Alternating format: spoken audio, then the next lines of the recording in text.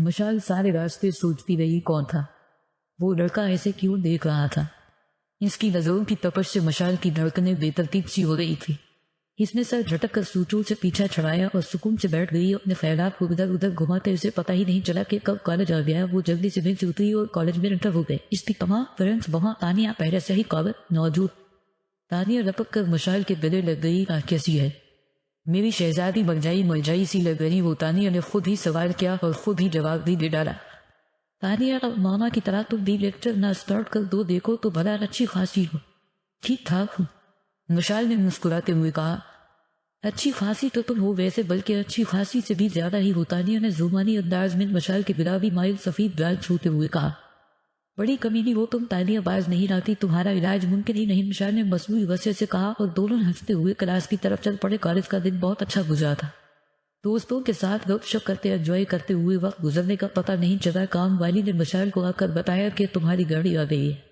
مشال جلدی سے اٹھی، دوستوں اور تانیہ کو بائے بائے کرتی جا کے گاڑی میں بیٹھ گئی۔ گھر پہنچتے ہی اس نے شاور لیا، چینج کیا، تھوڑا سا کھانا کھایا اور ماما ساتھ باتیں کرنے بیٹھ گئی۔ مشی بیٹا چلو تو اب نیند لے، وہ تھوڑی سی دیکھو کیا ٹائم۔ مشال کی ماں ہے، اس کے کال پاتے ہوئے کہا۔ مشال بھی تھکن فیل کر رہی تھی، اس نے زیادہ تکلف نہیں کیا اور چپ چاپ اٹھ کر بیڈ پر دھڑام سے گر گئی۔ اس نے آنکھیں بند کی اور سونے کی کوشش کرنے لگ گئی، مگر آنکھیں بند کرتے ہی اچانک اس کے ذہن میں اسی لڑکے کا خیال آ گیا۔ مشال کی کیفیت اس لڑکے کی نظروں کا سوچتے ہی عجیب سی ہو جائے۔ مشال نے اسے ٹھیک سے نہیں دیکھا تھا مگر تھوڑا بہت یاد تھا۔ سیاہ بال، سفید رنگت پر کشش چہرہ، سب سے بڑھ کر اس کی گہری سرنی آنکھیں۔ مشال کو ان کی تپش اب بھی محسوس ہو رہی تھی۔ مشال نے جیسے تیسے خیالوں کو جھٹکا اور سونے کی کوشش کرنے لگ گئی۔ تبھی کچھ ہی دیر گزری تھی کہ اچانک اس کا موبائل بجنے لگ گیا۔ اس نے مشکل سے موبائل اٹھایا، آنکھیں نے بات کی تو موبائل کی اسکرین پر ہاتھی کا نام پر جواب آ رہا۔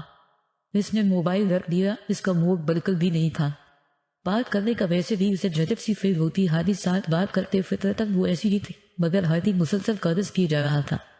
مشال نے بالآخر کا اکھاڑ لی، ڈسٹرب تو نہیں کیا میں نے؟ مشی کال پک ہوتے ہی ہادی نے خجالت سے کہا۔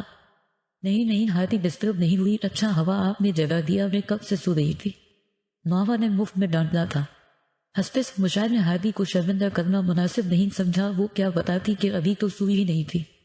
دیکھا پھر مجھے اپنی ہونے والی بیگم کا کتنا خیال، ہادی نے دنیا جہاں کی محبتیں اپنے لہجے میں سمیٹ کر چہکتے ہوئے کہا۔ ہادی کی بات سنتے ہی مشال شرم کے مارے سرخ ہو گئی۔ ہادی آپ کیوں جان بوجھ؟